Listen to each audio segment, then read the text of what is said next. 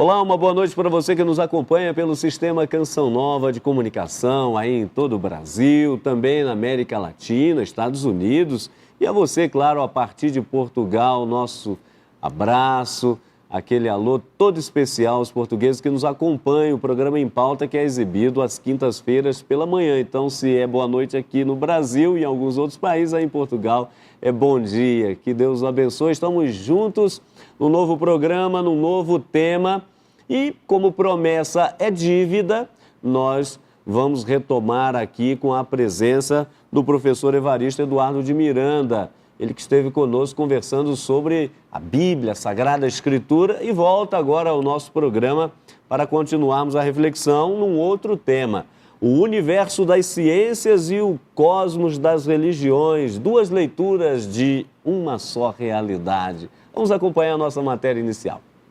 Desde a antiguidade, os seres humanos ficavam embevecidos diante de um sol brilhante ou de um firmamento iluminado pela luz e pontilhado de incontáveis estrelas. Esses primeiros olhares já eram suficientes para os seres humanos se deixarem tocar por um duplo sentimento: o da grandiosidade do universo e o da pequenez humana. Telescópios e astronaves, cada dia mais sofisticados, cada dia mais vão nos dando a sensação de que o importante é o invisível. Diante deste universo cada vez mais grandioso, se colocam ao menos duas tentativas de interpretação: a científica e a religiosa. O universo das ciências e o cosmos das religiões. Duas leituras de uma só realidade no Em Pauta desta noite. Ok, tá aí para você dar uma sintonizada na temática da noite. Estamos falando diretamente aqui dos nossos estúdios em Belo Horizonte. Estamos aqui na Avenida Isabel Bueno, número 400, no bairro Jaraguá. E aqui conosco, nosso querido Frei Antônio Moser. Boa noite, Frei Moser. Muito boa noite. É um prazer estarmos aqui novamente, há 6 anos, não é? Pois é. A gente vai seguindo, só que nós nunca mergulhamos tão profundamente no abismo do universo quanto essa noite. Tá certo, Frei Moser. E quem vai nos ajudar a fazer esse mergulho é aquele que já esteve conosco na semana passada, que eu já mencionei, o professor Evaristo Eduardo de Miranda, né? Tem mestrado e doutorado em Ecologia pela Universidade Montpellier, na França. Além disso, é pesquisador atualmente na Embrapa, é autor de vários livros, como este, que é o tema do programa da nossa noite. Olha aí, ó, o programa da noite. Opa, o íntimo e o universo. E aí o título que nós escolhemos para o programa, né? O universo das ciências e o cosmo das religiões. Professor Evaristo, mais uma vez, boa noite. Boa noite. Bom. Obrigado por estar conosco aqui. Boa noite aos espectadores, boa noite, Frei Moser, Padre Hamilton, é um prazer. Professor, a pergunta inicial só pode ser essa, não pode ser outra, ou seja, como é que surgiu a ideia aí de escrever esse novo livro, articulando tão bem, não é, a ciência, mas aí também com uma profunda dimensão religiosa, espiritual, mística? Esse livro ele tem mesmo duas partes e o leitor pode até parar na primeira ou só ler a segunda, elas têm uma certa independência. Eu, como pesquisador, como cientista, sempre me interessei muito, né, pela temática da origem do universo, do cosmos, de onde nós vivemos, da vida. E acontece que nos últimos 10 anos, nos últimos 15 anos, nós aprendemos mais em ciência sobre a origem da Terra, do nosso sistema solar, das galáxias, do que em toda a história da humanidade. Quer dizer, o acúmulo de conhecimento que nós estamos vivendo nesse momento é gigantesco. Um exemplo, até 1999 nós não conhecíamos nenhum planeta fora do sistema solar. Exato. Bom, de lá para cá nós já descobrimos mais de 600 planetas. Nós estamos descobrindo uma média de 1 a 2 planetas por semana. E agora já vários planetas com água. Ou seja, nós estamos agora pensando que a regra das estrelas é ter sistemas planetários, e não a exceção, né? Então, há muita novidade e isso se deve a um desenvolvimento tecnológico. Então, eu busquei nesse livro resumir, assim, para um leitor que não é especialista na área de cosmogênese, de astrofísica, esses conhecimentos atuais. E a maneira que eu pensei de resumi-los é, esse universo tem sentido? Ele está estruturado? Ele tem uma história? Como é que ele... E imediatamente isso me levou também para a temática religiosa, porque essas mesmas perguntas que os cientistas fazem, os religiosos também fazem, as religiões fazem há muito tempo, né? E durante muito tempo o cientista era também teólogo, né? Agora Israel acaba de liberar na internet a obra teológica de Newton, de Isaac Newton. É muito maior em páginas do que a obra dele em física, a obra teológica dele. Ele se considerava um teólogo, né? E a Bíblia era para ele a base da leitura do universo, etc., né? Então nós tivemos ainda durante muito tempo homens de fé como Einstein, que era também alguém que acreditava em Deus. Mas há nesse momento também uma nova visão na teologia, um pouco diferente dessas pessoas aí do passado. Então nesse livro tem isso.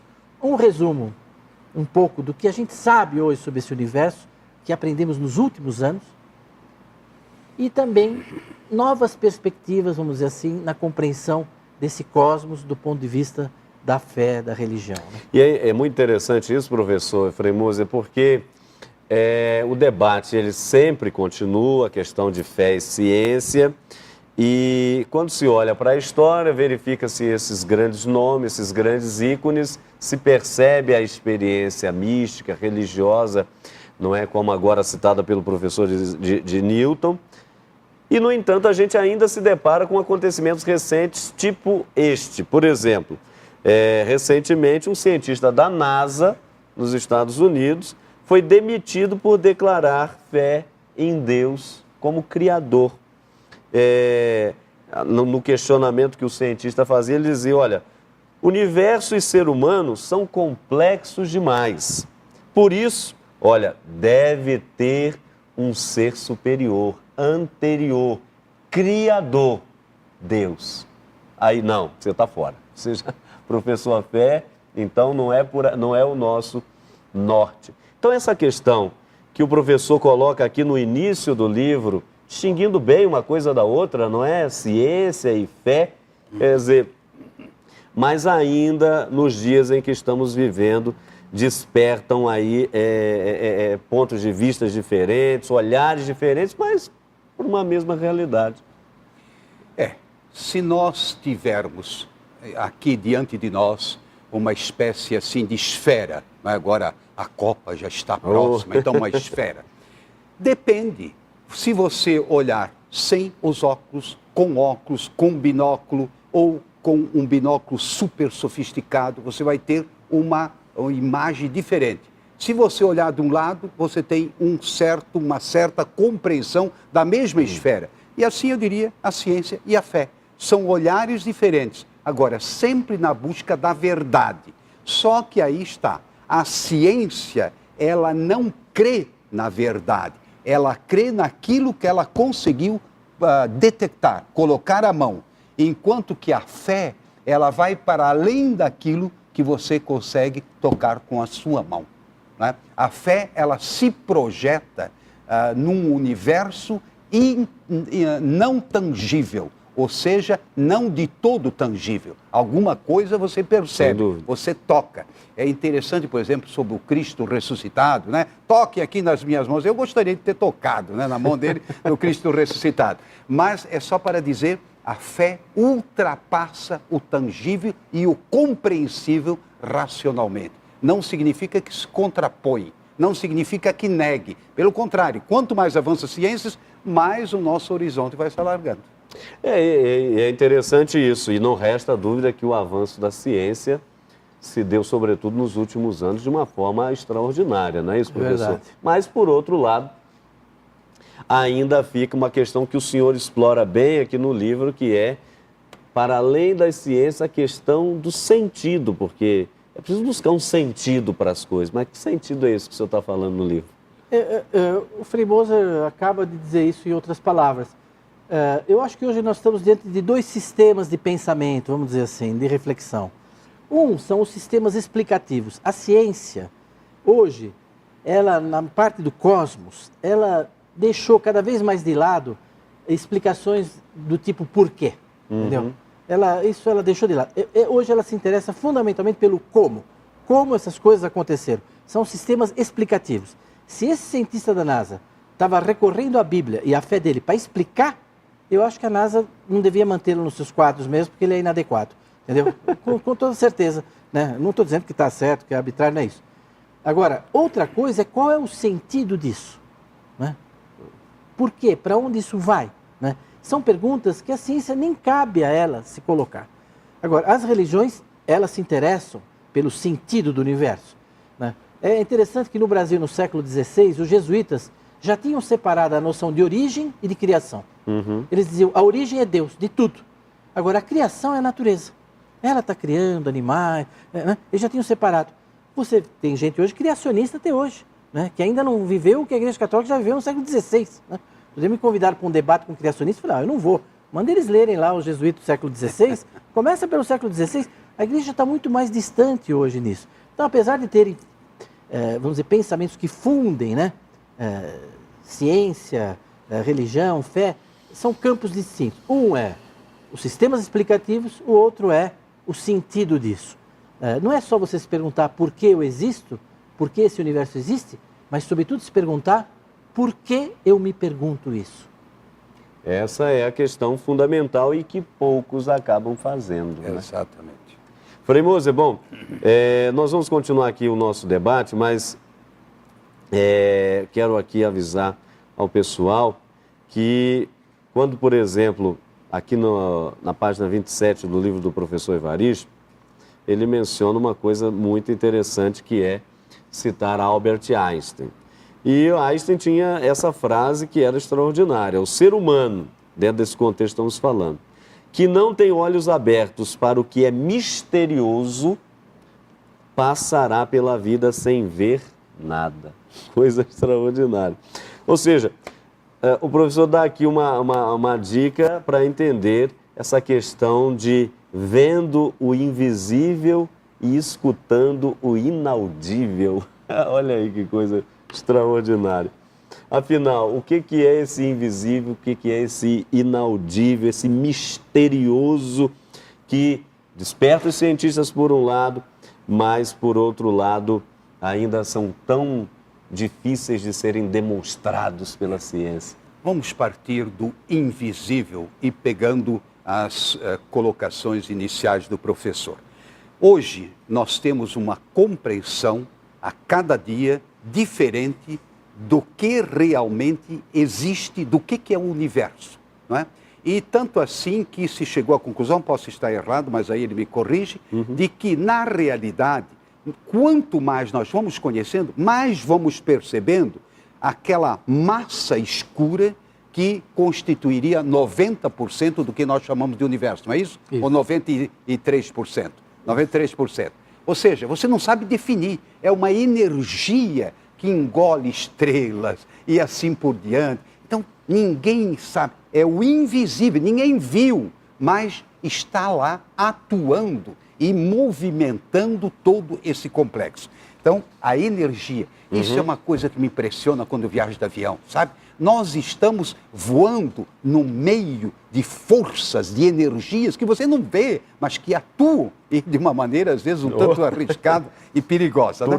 Então, o mundo todo ele é um mundo de energia, não só a Terra, não só esse pequeno planeta chamado Terra, mas o todo. Muito bem. Depois, o inaudível, ou seja, não é o que você ouve, não, mas você ouve o ruído da explosão inicial, segundo o cientista, né? Explosão inicial. Não, nós constatamos, tem aparelhos que constatam vibração, mas nós não ouvimos. O chiado do rádio. O chiado do rádio, exatamente, o chiado do rádio. Mas você não vê, mas é um fato que está aí. Então, invisível, inaudível. E agora, misterioso. Isso é realmente assim. O Einstein é genial por todos os aspectos que você olha, mas sobretudo esse tipo de pensamento. E como ele diz numa outra passagem, não é? Quem acha que há um conflito entre religião e fé é porque não entende nada de religião nem de fé. Então, basta. Agora, o mistério, Myen, não é? Myen é aquilo que está oculto e que vai se desvelando. E quanto mais você é inteligente, mais você percebe que você é B, não é? Ou seja, você não é nada, você não entende nada. Eu só sei quanto que nada mais sei. que nada sei. Ou seja, você vai mergulhando, não é? E quanto mais você mergulha, mais o oceano vai se tornando imenso. E assim o universo todo, não é? E, enfim, eu acho que essas 3 palavras, vendo o invisível, escutando o inaudível, não é? E mergulhando no mistério, isso é fundamental, não só para o teólogo, mas também para o cientista, para ter um pouco mais de humildade, sabendo que tem muito ainda pela frente para ser pesquisado.